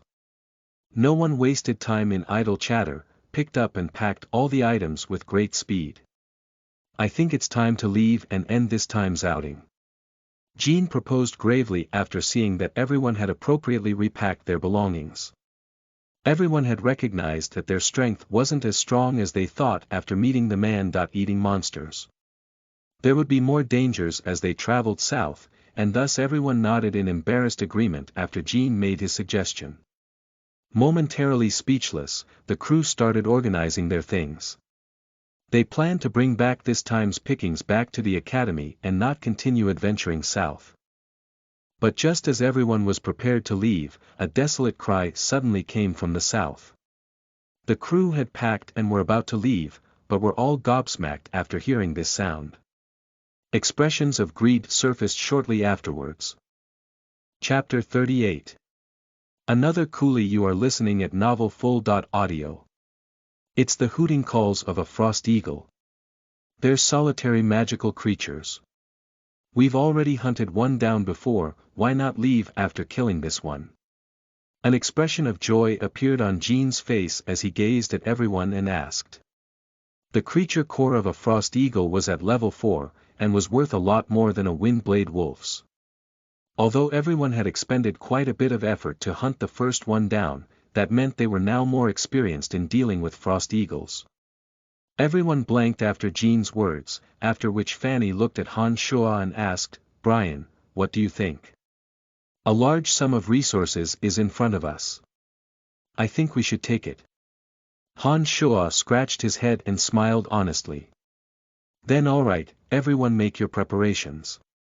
We will return to the academy after we've taken the Frost Eagle core.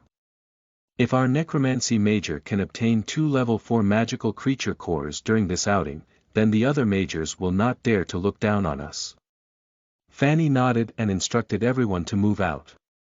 When the band heard her words, it was like they'd recalled the outrages they'd suffered before.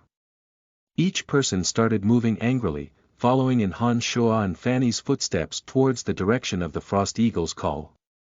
Han Shuo walked in front, just like a leader, and everyone else wore a naturally expression. No one had any opinions otherwise, and subconsciously, they themselves had all started to change the way they thought about Han Shuo.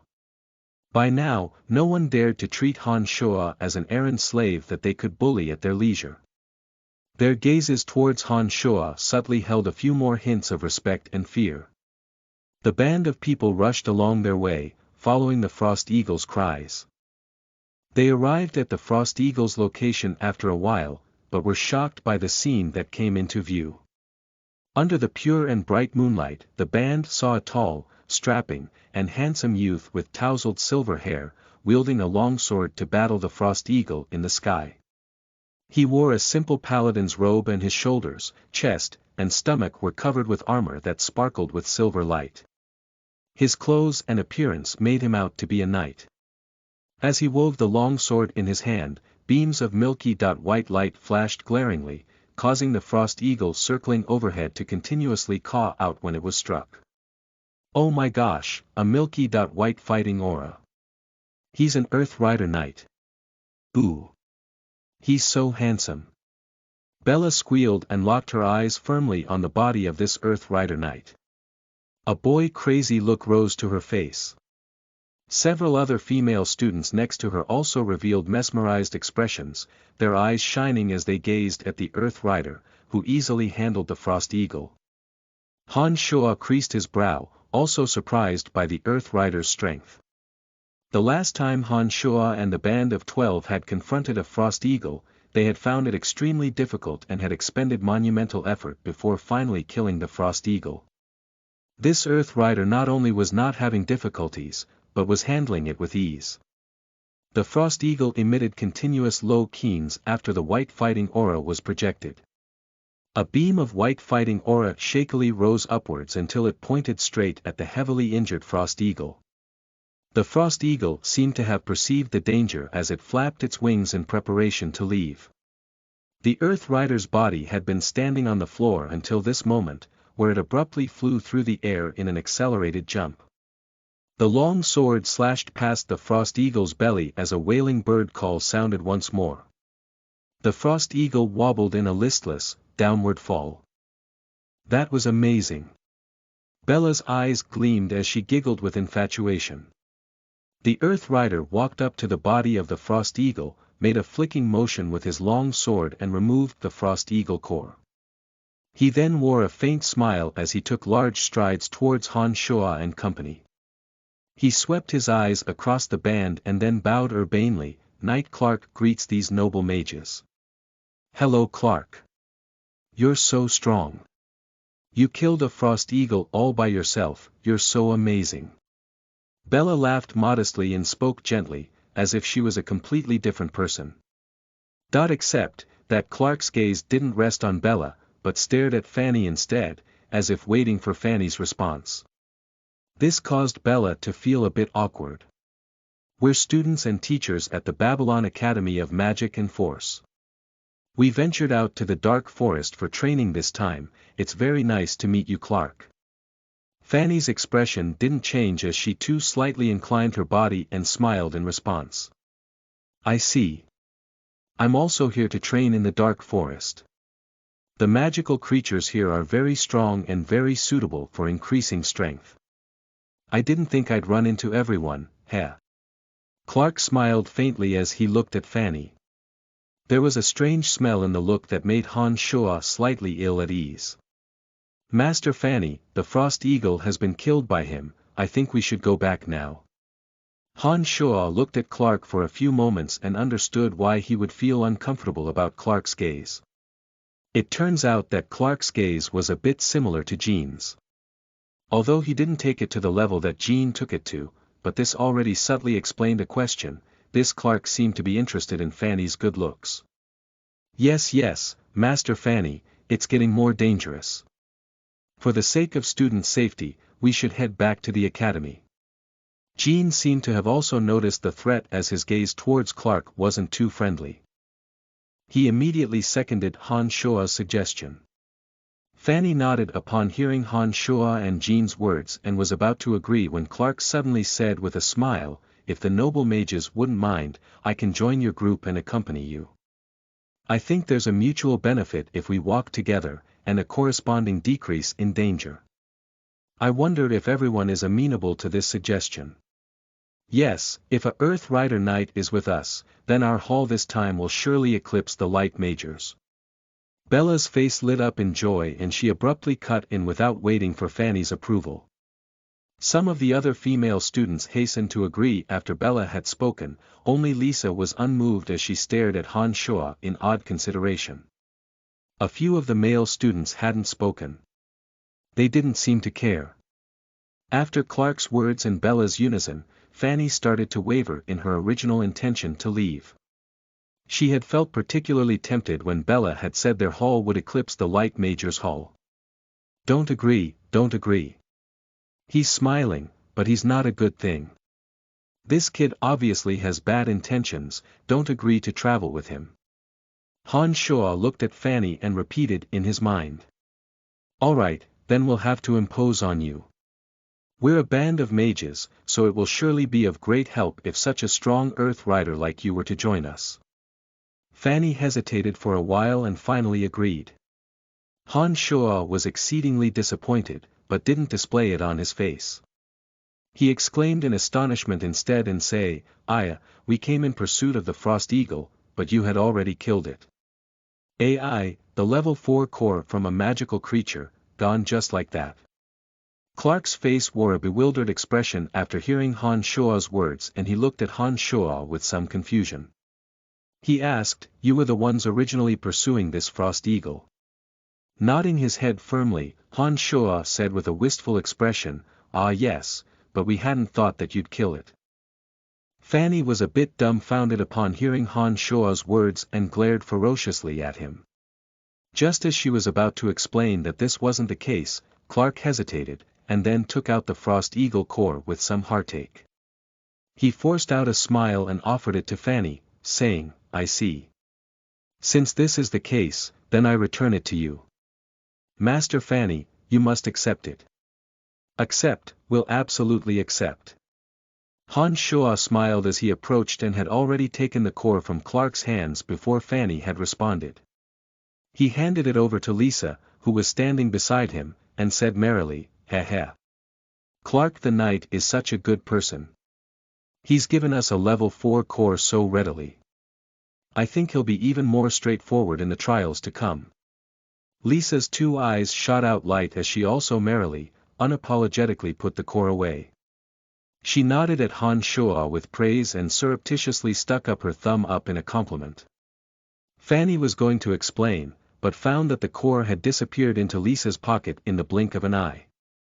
She involuntarily revealed an expression that was neither able to laugh or cry, rolled her eyes at Han Shoa and Lisa after she shook her head, but didn't say anything else.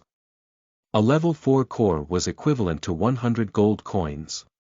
100 gold coins wasn't a small sum to even an ordinary small noble.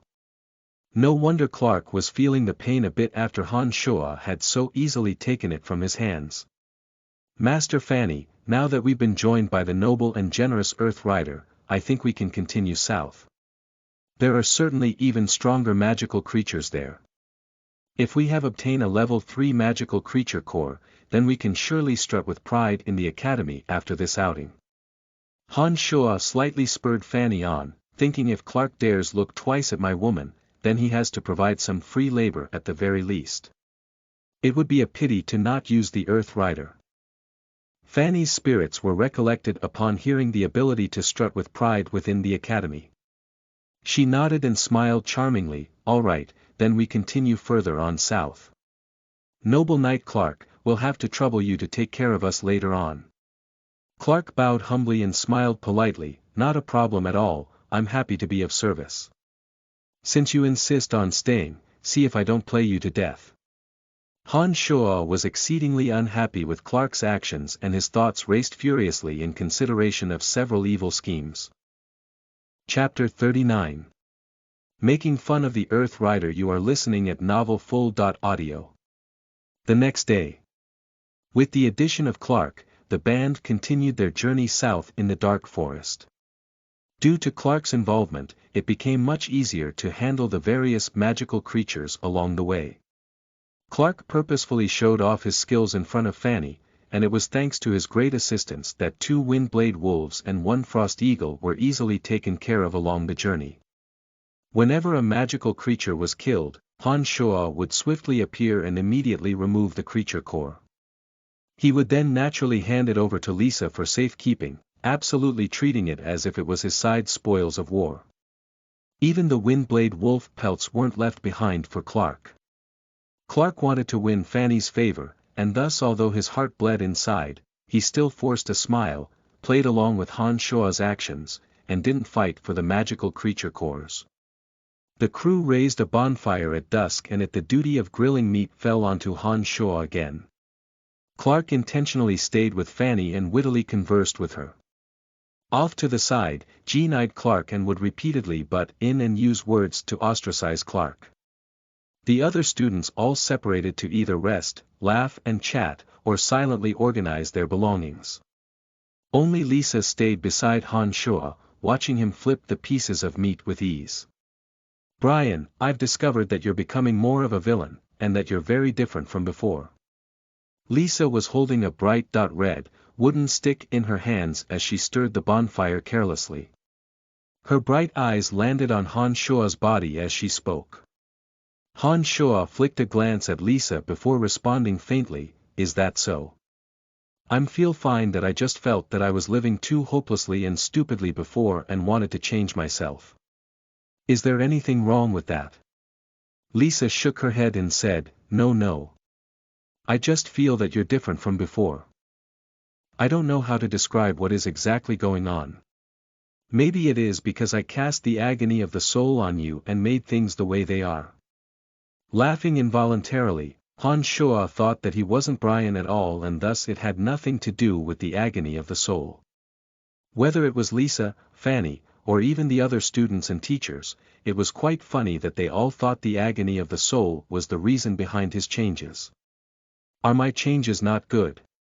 Very good, you're much better than how you were before. I was really angry to see you so cowardly and timid before, so I was mean to you in hopes that you'd shape up, but you always accepted whatever life threw your way, and wouldn't resist no matter who bullied you. I felt that you were quite pitiful then and that living was quite painful for you. It would have been better if you died. I actually used the agony of the soul on you because I didn't want to see you living so pitifully anymore. Lisa thought for a moment and then looked at Han Shoa. A frown creasing his brow, Han Shoa looked at Lisa, perplexed. He asked, is this to say that you were helping me out of the goodness of your heart when you used the agony of the soul on me? Of course. Lisa's neck raised as she explained, although I grabbed you for magic practice before, I treated you a lot better than the other students did, but you were disappointing and lived out your days so hopelessly. I couldn't bear it anymore and wanted to set you free from this life. Look at you now, you've changed so much that I hardly recognize you. Shaking his head, Han Shoa didn't say anything more, but somewhat approved of Lisa's methods within his heart. The pitiful Brian really did live life so hopelessly and he'd long since wanted to kill himself but just lacked the courage to do so. Han Shoa, however, was still unable to forgive Lisa for helping people end their lives.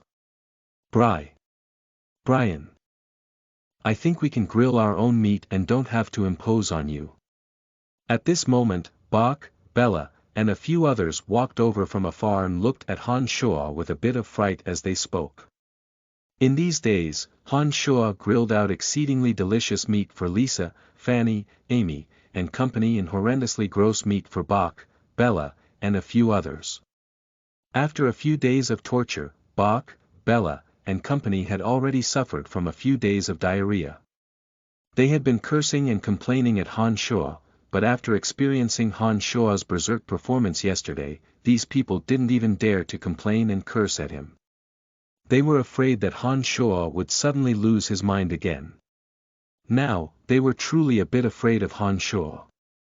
Smiling dumbly, Han Shuo said with some embarrassment. How can this be done? I'm an errand slave for the necromancy major and preparing food is one of my jobs. It wouldn't be that appropriate for your noble and delicate selves to do such tasks, would it? Appropriate, absolutely appropriate. Since we're out training, we should try everything once. Not to mention you saved our lives yesterday. We shouldn't let you continue to take on that many missions. Wouldn't you agree, Bok? Bella forcefully laughed as she spoke. Indeed, we should grill our own food and not rely on you for everything. Bok's stomach had suffered for a few days already, and he knew that if he were to eat Han Shuo's grilled meat again, it would definitely be half raw and half cooked. He hurriedly fawned with a small smile, paused and opened his mouth. Brian, I was in the wrong before. Please don't hold a grudge against me. If you hate me and come find me when you suddenly go CR, suddenly lose your rationality, then I would be screwed. Alright, since you all are so kind-hearted, then I thank you. Come, you guys grill the meat, I hope you have a great time. Han Shuo felt damn good inside as he stood up with an honest smile. He took a few of the cooked meats, gave a huge piece to Lisa, who'd been eyeing them for a while, and walked the rest of the meat to Fanny. The tempting smell of meat slowly spread out.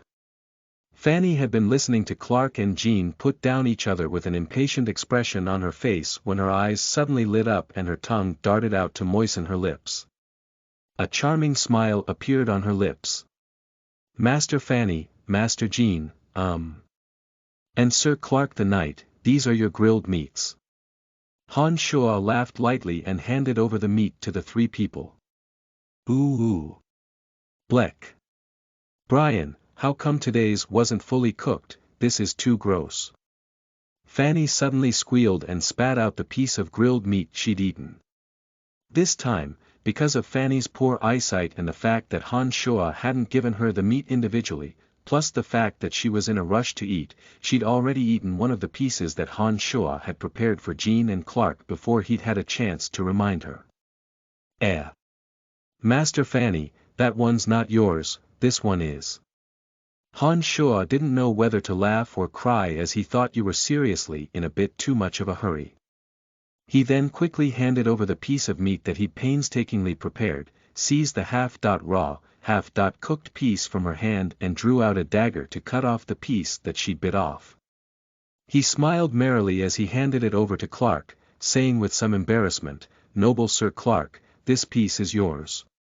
My cooking skills aren't quite up to par, and although Master Fanny's already taken a bite, I hope you don't mind." Clark said, I'll just eat bread. Now how can this be allowed? Bread won't increase body strength and you're a knight who really needs a lot of body strength. You must eat lots of meat. Are you disgusted with Brian's lack of cooking skills or because Master Fanny has already taken a bite?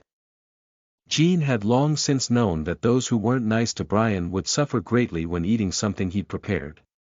Jean was laughing gloatingly on the inside while trying to convince Clark with a righteous and dignified expression on his face. No, I didn't mean it that way. Just that. Clark had a face of resignation as he spread his hands out awkwardly. He shook his head but didn't know how to explain himself. He had seen Fanny take one bite and spit it back out, and naturally knew that that piece of meat wasn't very tasty. As a noble knight, Sir Clark must not wish to eat something that others have bitten before. I understand. Master Jean, how about you take this piece? Han Shoa had an expression of I got you man as he first insinuated that Clark was disdaining Fanny, and then passed on the hot potato to Jean. Jean started to panic after Han Shoa's words. He laughed shamefacedly and said, "No, absolutely not. How could I take something from Sir Clark? Besides, this piece is mine, I'll go off and eat it now." Vague traces of sweat apparent on his brow, Jean spoke frantically and hastily took the other piece of meat that was likewise half cooked and half raw. He headed towards Bach and Bella's direction as if he was escaping, obviously intending to recook the meat. Mater Jean is such a humble person. Looks like this piece of meat is still yours to dispose of. Han Shoa smiled dumbly and planned to forcefully give that piece of meat to Clark. Clark had a pathetic expression on his face as he smiled with a wry smile, and then suddenly spoke as if he'd abruptly remembered something. "I forgot something, please excuse me." Clark made like Jean as soon as he'd finished speaking and left like he was escaping something. He had disappeared without a trace in the blink of an eye. "Brian, you've become more and more naughty. No wonder Jean and Bach have been plagued with diarrhea the past couple of days. You were behind it, weren't you?" Fanny found it both maddening and funny as she glared at Han Shoa and lectured him. "You've only realized it now, Master Fanny. Brian truly is different from how he was before, and has become naughtier than all the other students." Lisa chuckled lightly and then looked at Fanny oddly. "Right, Master Fanny, you obviously know that Brian is purposefully pranking them, why don't you stop him?" "That's because I also feel that Clark and Jean are too irritating. They hover around me and chatter incessantly, keeping up a constant racket and drag me into it. It's such a bore, but Clark has helped us out a lot and is truly a good person." Fanny gave an evil laugh as she explained to Lisa. Han Shoa gloated inwardly when he heard the first part of Fanny's words, but that gave way to anger when he heard Fanny say Clark was a good person. "So that's the case, hee. Master Fanny, I know of a spacious pool of water nearby. Its waters are clear, bright and clean. We haven't bathed or showered in quite a few days, shall we go for a swim later tonight?" "Lisa, you didn't like to swim before. How come you're suddenly liking swimming these days?" Because swimming works out the body." Lisa's delicate face reddened at Fanny's question and she responded quickly after turning her head to look at Han Shoa. Han Shoa's face wore an odd expression, thinking to himself that although Lisa had seemed indifferent on the surface when he told her about the way to develop her breasts last time, she had taken action secretly. He found it funny, and his understanding of the female mind deepened further.